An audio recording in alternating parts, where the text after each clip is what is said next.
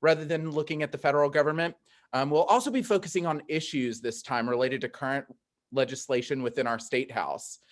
Imagine that you're a new representative in the South Carolina House of Representatives, and you are participating in the South Carolina House Democratic Caucus. You're excited to work on positive legislation that will help folks in your district. Whereas, as we've seen over the last several months, your Republican counterparts are promoting unconstitutional, AKA trash legislation that will harm folks in your district and yours, like your district. The topics, well, before I say that, I want to give a huge shout out to YDSC and Democrats across the state.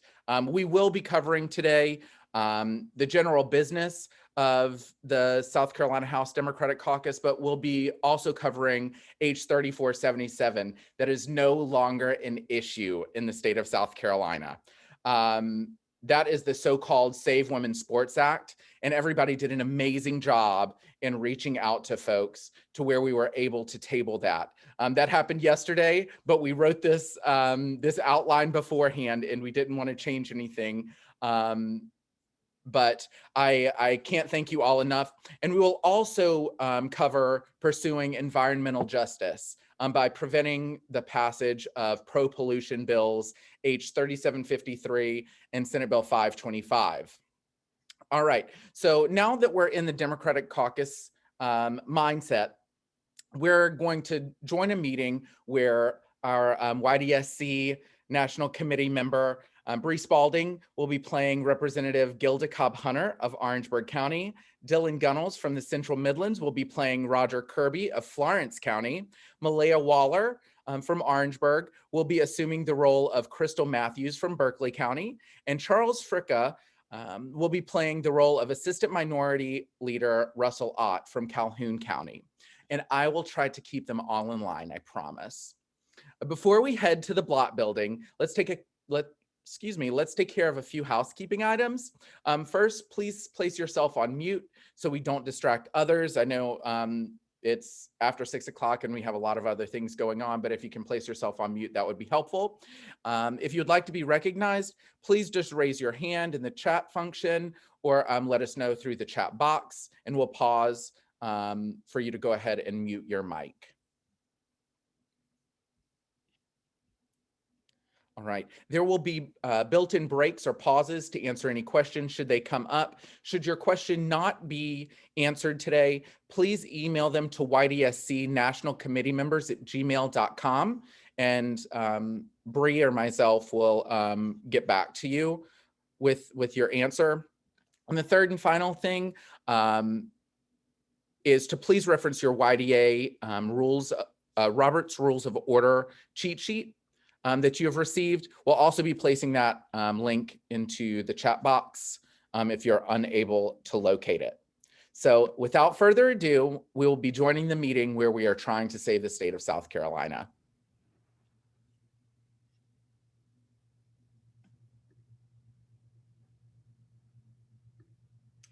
Hey, y'all.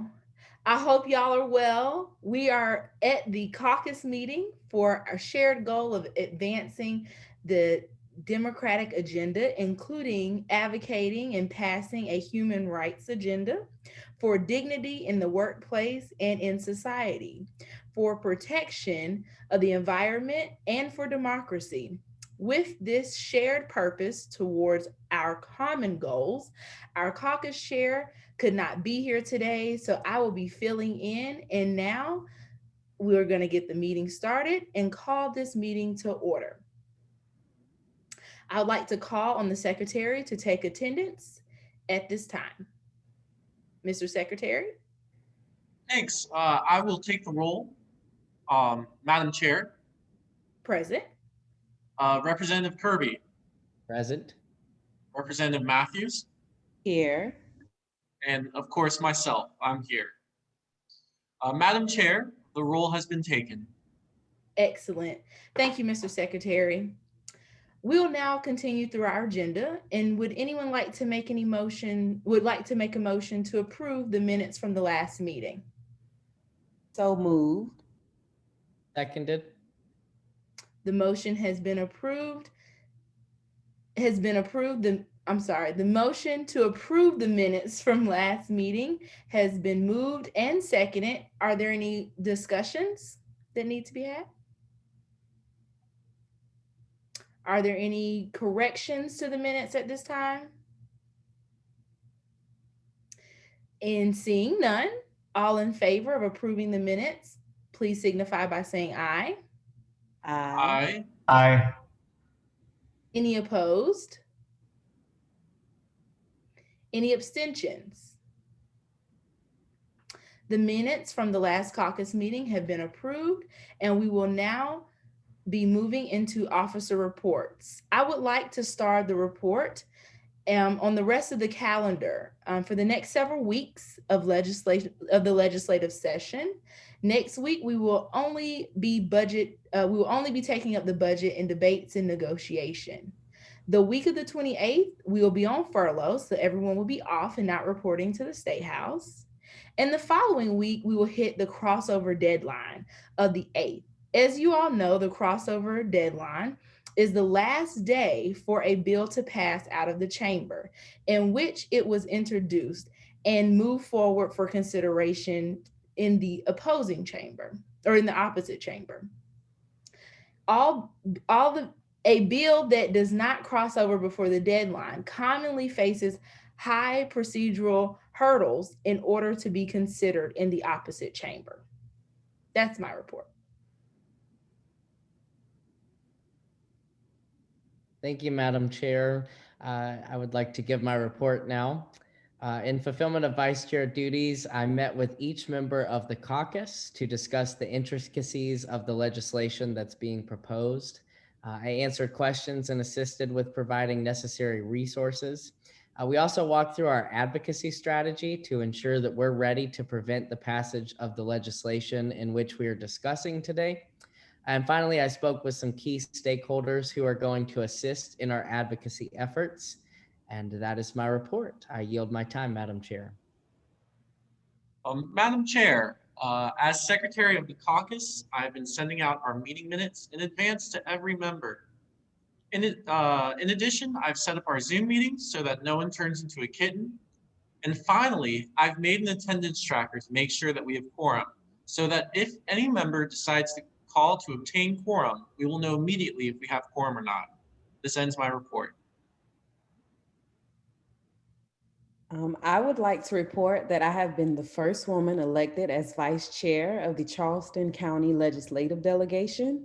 I would also like to report the resolution passed by the South Carolina Democratic Party Executive Committee concerning H4047, a bill that would prevent any life-saving medical care be given to trans youth, criminalization of providers who care for trans youth, and outing young trans youth by forcing teachers and school administrators to tell the children's parents of perceived gender identity.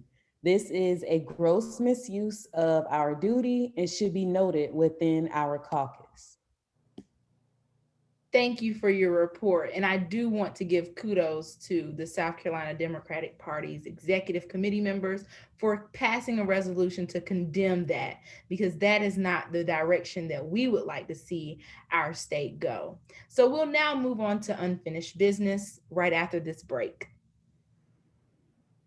Hey, so yes, first, let's give a hoop, a holler, and a hand to the executive committee of the state party. Also, all of the work that our Democrats did in the State House to get that done.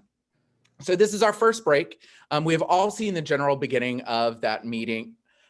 Most groups and societies have a set business order that follows a normal flow of business. You've got your call to order, your roll call to make sure that there is a quorum, reading and approval of minutes, reports from your officers and boards, or standing committees and so forth.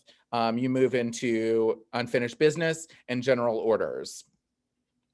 But notice a couple of things. The secretary is not compelled to read aloud the minutes from the previous meeting if they are sent out previously before the meeting begins. In this way, it saves time for both the secretary and for the meeting. We all know that we don't like a meeting that lasts longer than an hour if we don't have to. But what you can do is you can edit the minutes before they're approved. They can do so once the chair calls for any edits. This can either be done by unanimous consent or as an amendment to the minutes. And members are advised to make sure they read through the minutes after submission to immediately send out any corrections so they can send that back to the secretary. In addition, you saw the secretary state that he made a tool to track attendance if anyone had asked after the meeting had begun if there was quorum. This is just best practice. Once roll is called, quorum is assumed to be maintained for the duration of the meeting. If the chair or another member of the body notices that a quorum is no longer maintained, then the chair or member has an obligation to check for quorum through a general motion. If quorum is lost, no more business can proceed through the body. For reading more about the agenda and quorum and your rules there, please look at chapters 40 and 41 of Robert's Rules of Order, edition 12. At this point, we'll take any questions. We know you may have some questions about the legislation as well too, but within time, we'll get to those, but we're going to try to keep it central around Robert's Rules at this time. So does anybody have any questions?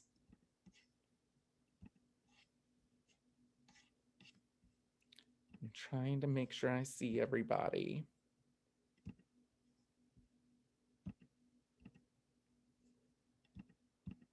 Just in case you're nervous to raise your hand, I'll give you a couple more seconds here before we move on to the next section. All right. So now back to the Democratic Caucus meeting led by Gilda Cobb-Hunter, one of the toughest women up at the State House in our fight for health and bodily autonomy for South Carolinians by fighting Ashley Trantham's attack on trans youth. Maybe she should stay on her farm at Happy Cow Creamery and milk some cows rather than going to the State House to take folks' rights away. The first item of unfinished business is to discuss discuss preventing the unconstitutional anti-trans student athletes bill from passing. Madam Chair, I move to vote on releasing a statement from the caucus against the anti-trans bill in the House, and that we condemn the actions of some of our Republican colleagues. I second that motion. So moved and seconded. Are there any discussion topics at this time? Representative Kirby, I see you have your hand raised. Thank you, Madam Chair. Trans rights are human rights, and the people supporting the bills know that they aren't going to affect anything besides creating a culture of fear among a marginalized group. These are manufactured issues designed to sow division and controversy. There are real issues with gender equality in sports when it comes to funding, resources, pay, and more that the proponents of this bill are not addressing. All young people should have the ability to participate in sports no matter how they identify. In addition, this legislation is impossible to enforce and is gender discrimination. Already, bills like this have been blocked by federal courts, creating expensive legal battles because of how discriminatory these bills in fact are. I want us to keep this in mind when drafting the statement and reminding all in the State House that gender discrimination has absolutely no place in our state. Thank you, Representative Kirby. Very well said. So there are many myths associated with transgender athletes. Fact, including trans athletes will benefit everyone. Myth, the participation of trans athletes hurts cis women. Many who oppose the inclusion of trans athletes erroneously claim that allowing trans athletes to compete will harm cisgender women. This divide and conquer tactic gets it exactly wrong. Excluding women who are trans hurts all women.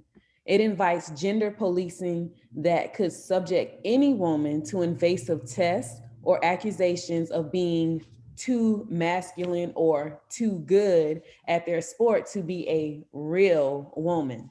In Idaho, the ACLU represents 2 young women who trans and 1 cis, both of whom are hurt by the law that has passed targeting trans athletes. Fact, trans athletes do not have an unfair advantage in sports. Myth, trans athletes' physiological characteristics provide an unfair advantage over cis athletes. Trans athletes vary in athletic ability, just like cisgender athletes. One high jumper could be taller and have longer legs than another, but the other could have perfect form and then do better, explains Andrea Yearwood, who's a student athlete and ACLU client. One sprinter could have parents who spend so much money on personal training for their child, which in turn would cause the child to run faster, she adds.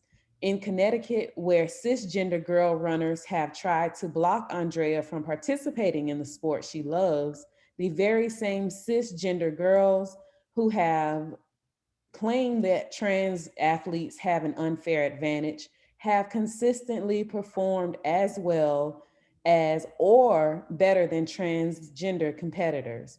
I'll entertain any questions.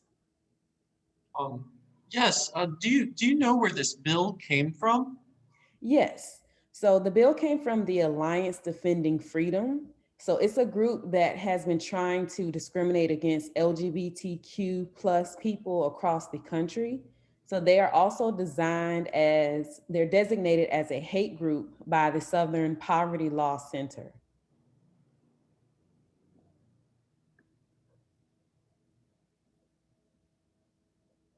Thank you so much for all that great information. Are there any other questions or statements from the body?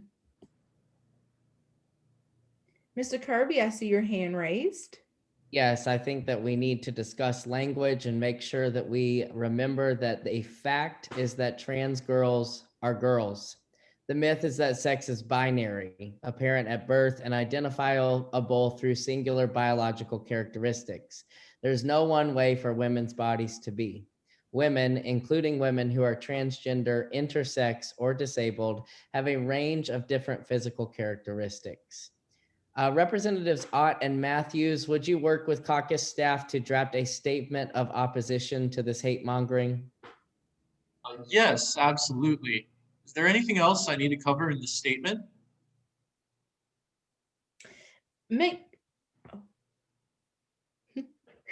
Representative Matthews? Okay, I'm sorry. My Zoom wasn't working to raise the hand. So I want us to make sure that we include the reasons why the bill doesn't represent the real world. So the South Carolina High School League, the NCAA, the Olympics, and other professional sport groups all have regulations ensuring fairness that allows people to play as the gender they identify with. So the only consequence of this hateful bill is intimidating a marginalized group. Agreed, Representative Matthews. The statement I have includes all of those reasons. Madam Chair, I would like to call the question. I second that. A call to question has been made in a second. All those in favor, please signify by saying aye. Aye. All those opposed, nay.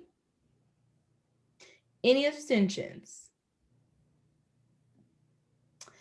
There's an unanimous consent to end debate, and now we will vote on approving the statement. All those in favor, please signify by saying aye. Aye. Aye. Opposed? Abstentions? The writing of the statement and the framework has been approved. Thank you all. We'll now take a break. Woo, that meeting was hot. Tell you what, getting a lot of work done. In this section, we saw members approving a joint caucus statement condemning H34 or 3477. You can also see how Republicans are enthralled after Senate Bill 1 in the abortion debate, and now this debate. that we were able to push back how enthralled they are with genitalia and what's in people's pants within the walls of the State House.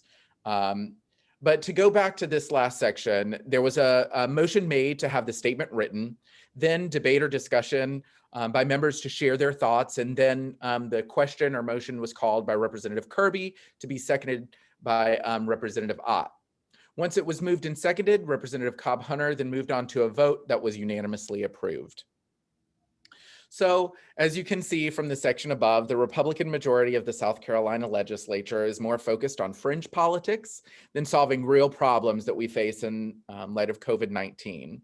To learn more about 3477 and to find actions to take to push back against the Republican majority, you can visit www.southcarolinaunited.org.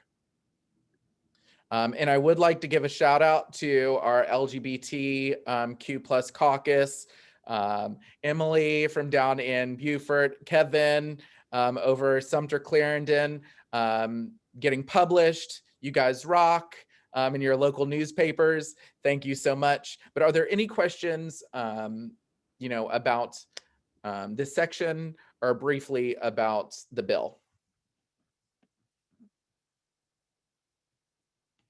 Yeah, Katerina. So I don't know if this is applicable, really quick, but if you guys know how to properly go through the go through the process to get published in your local papers, I think that would be good to kind of disseminate if people know that, so we can do better at being more, we can cast a wider net next time if need be. Yeah, absolutely. That's one of those advocacy, how-tos, right? I'm happy to share that. Typically, I'll use the Times and Democrat, which is the local paper for Orangeburg. You can go onto the section of opinion, search for that section on the website, and then it has submit a letter to the editor. Oh, okay. Yep. Oh, that's great. Do that. Or you can work with someone like a communications team working on one of these issues, and they typically will have the contact information of the editor of your paper, and they can make it more of a longer piece, because typically your letters to the editor will be no more than like 250 words at most, whereas your op-eds will be about 700 to 750 words. Awesome. And that's amazing. Thank you. Yeah. And I do have one other thing, but it's tangentially related, so I could ask it afterward. But I watched Jon Stewart's movie called Irresistible, and they had something about how the people who are meant to oversee don't have enough members to hold a quorum. And to me, that seems like, shouldn't they just meet and then decide to lower the quorum amount? I don't know. But I think that's probably an addendum and a later thing. So if somebody could, like, I don't know. I'm interested, but we don't have to continue taking up time that's precious right now with this. But anyway. Yeah, let's actually table that until the very end. Because I think we need more information about the situation to be able to answer that question to change quorum. I don't think I know enough information to get there yet, but we can definitely do that at the end, if that's okay. Cool. And I'm not sure if I can fully communicate because at the end of the movie, they interviewed an actual person, was like, yeah, this is what's going on. And I was like, I wonder what my quorum people who are teaching us would have to say about this. Very interesting. Anyway. Right on. Well, thank you. Thank you. Thank you for your question. And I think Emily placed a comment in there about getting her op-ed published. Are there any other questions? And I see Jenny typing in there too.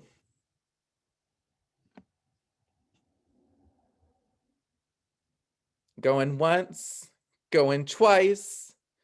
All right, now back to the meeting. Is there any other further new business that needs to be brought before the caucus? Madam Chair, Madam Chair, I move to have a strategic planning meeting in April. I second that. Okay, the motion has been made and seconded. Any debate? Before we go into debate, I would like to limit debate to 2 minutes per person. Thank you, Madam Chair.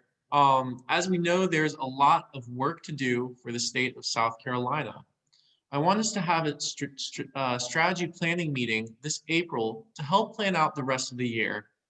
I have crafted an agenda and a set of tentative dates to have the strategic planning meeting. Madam Chair, I agree with having a strategy planning meeting. However, I want to vote on the dates when we have more information about what's occurring at the meeting. I propose that we instead get a packet of the material and vote via email, which is expressly allowed in our bylaws and procedures of this caucus for matters like this. Outside of this caucus meeting, when to have this strategic meeting. That way, I can check my calendar and make constituents' calendars to see how I can best fit this in while serving my duties. I agree completely. Would it be amenable if we voted by March 28th over whether to have this meeting and to what date the meeting will be held? Yes, that's fine. Madam Chair, I move to amend my motion to become a motion to have a preferential vote on a strategic planning meeting in April using email and for votes to be turned in by noon, March 28th. Second. There has been an amendment to the original motion and it has been seconded. Is there any discussion? Seeing none, all those in favor, please signify by saying aye. Aye. Aye. All those opposed? Abstentions? The motion has passed. We'll now take another quick break. All right, so what you just saw there was a motion to have a vote by email. This needs to be expressed in the bylaws. That's very important for this to occur. As votes are often changed by discussion, this is not something to be taken lightly. It is important that an accurate list of all members be maintained so that all members can receive the said email to vote. This method of voting is common for scientific societies. It's used for some nonprofit boards too. In general, this should be reserved for very important issues that would hold up the rest of your work. It is important to be cognizant that if this doesn't affect electronic meetings, that have the same form and function as regular meetings, but where votes are still taken. These votes, if not secret, need a signature or an electronic signature and full instructions for submission.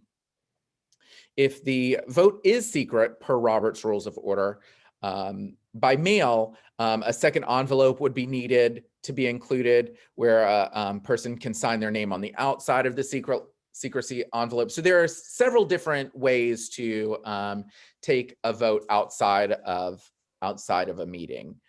You can learn more about your mail or email voting outside of meetings in section 45 of Robert's Rules of Order, the 12th edition. I know this will probably have a lot of questions for folks, or maybe not, I don't know. You tell me.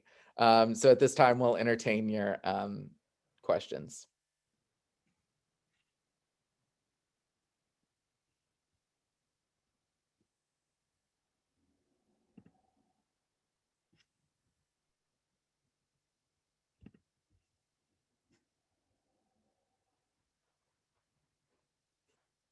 Nothing?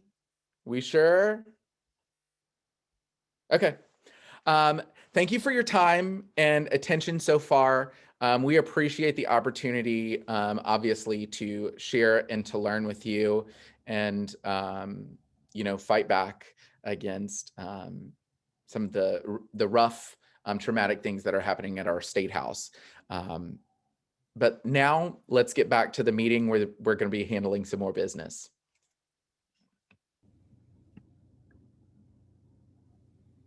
The next item on the agenda has been brought forward by Representative Matthews. Would you like to talk about your item?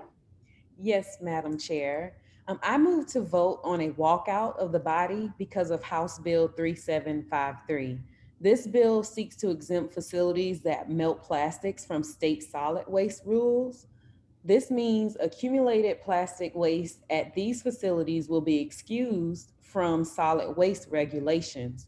To make matters worse, this bill also opens the door for an 800% increase in burning of trash in South Carolina by changing the existing limit for incineration facilities from 600 to 5,000 tons of trash per day. So, not only will H3753 allow unlimited melting of plastics for fuel, but it would also allow a huge increase in the amount of trash that can be burned in South Carolina. Both of these present grave risk for storage, handling, and disposal of plastics, trash, and toxic chemicals involved in these processes, posing huge health and safety risks to our communities. We cannot allow this bill to be steamrolled through the body without some sort of statement against it. We all know that the majority has the numbers to do it, but we need to let them know that we will not be a part of poisoning our communities. I second that.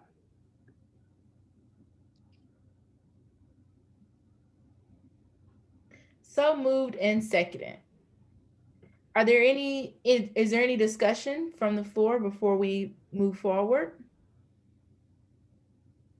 Representative Ott, I see you have your hand raised. Yes, thank you, Madam Chair. I completely agree with Representative Matthews. We cannot be a part of what the majority is doing when it is so clearly wrong. By even entertaining and participating with this type of bill, this means that we are okay with what they're doing. I found a cancer-causing chemical being put onto electrical poles in my community with the help of the community and Representative Cobb Hunter. We pushed it back because of public outcry.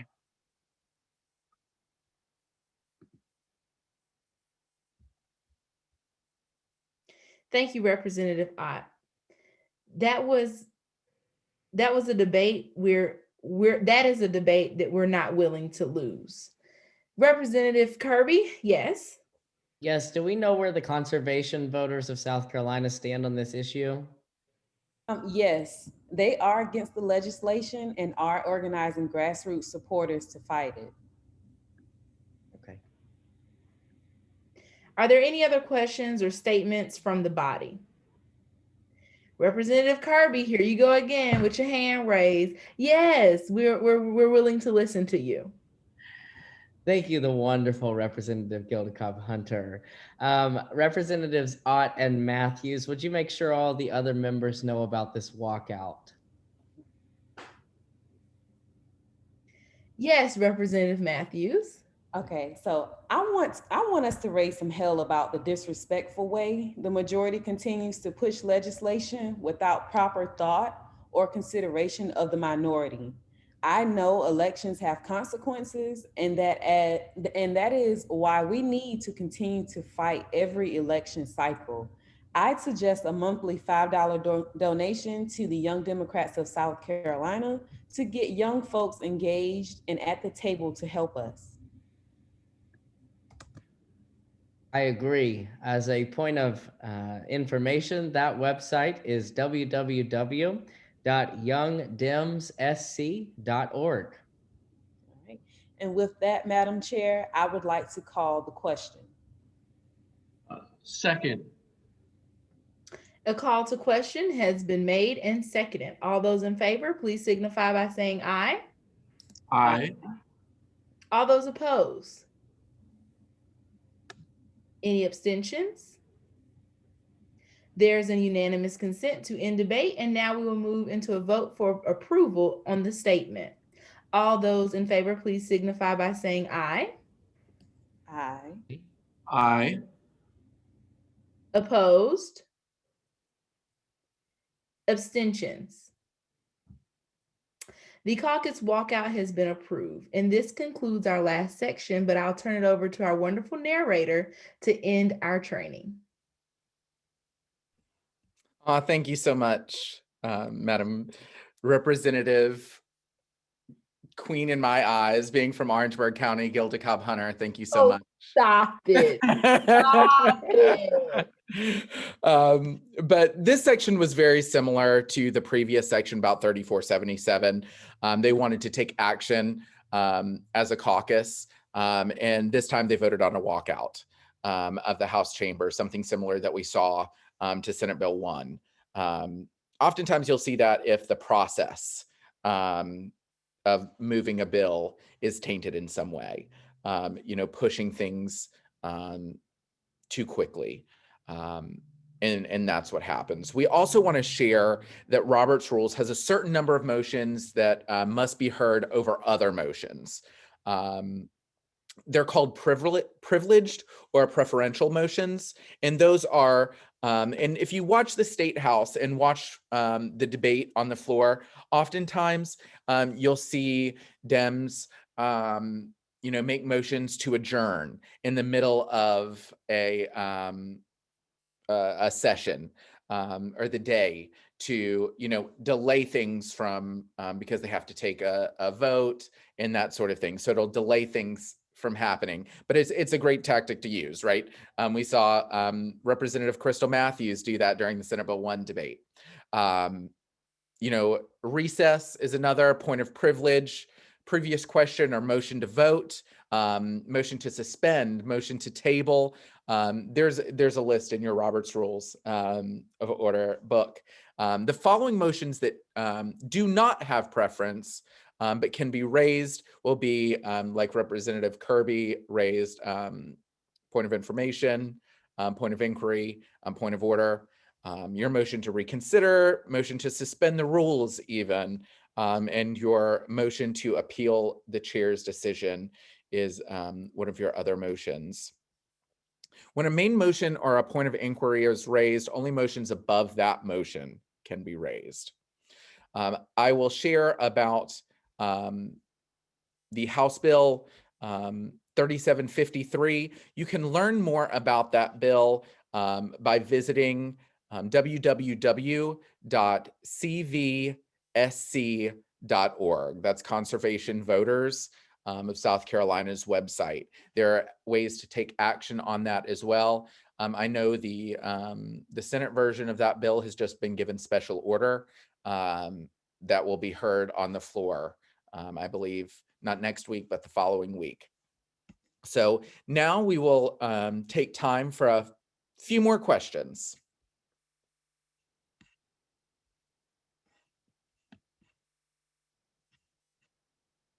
Also, the website for the Young Dems, if you have loved this training series, we would love to be able to continue to provide these training series. Zoom to hold an unlimited number of folks is not free, unfortunately. So we would love, I make a monthly donation to YDSC, so we would love for you to do the same. If $1 you can do, $5, $10, whatever you can give. We know it's a hard time for everybody, so don't feel pressured, but we wanted to make sure that you knew about that. The website is www.youngdemssc.org.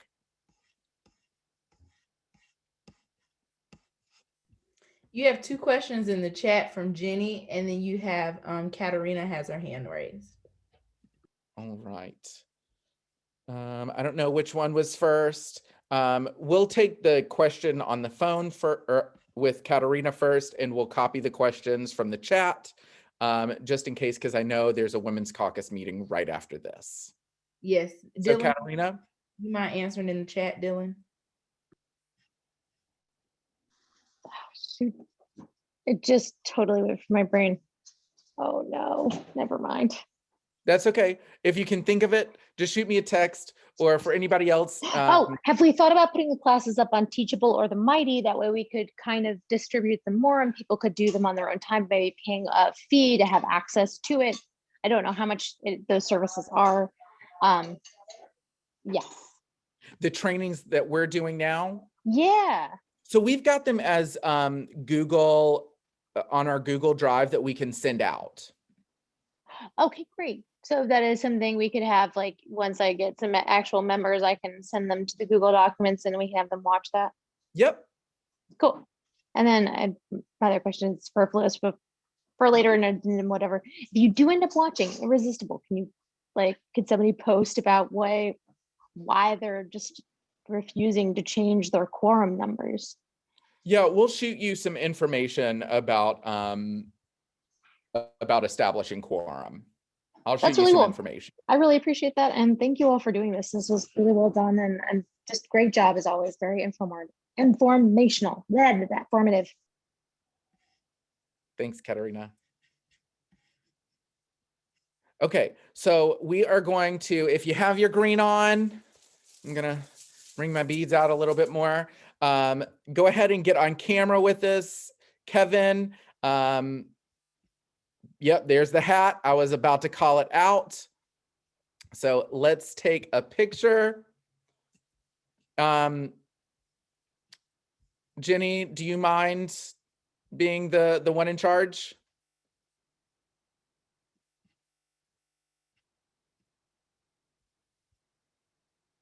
Maybe. Are you there?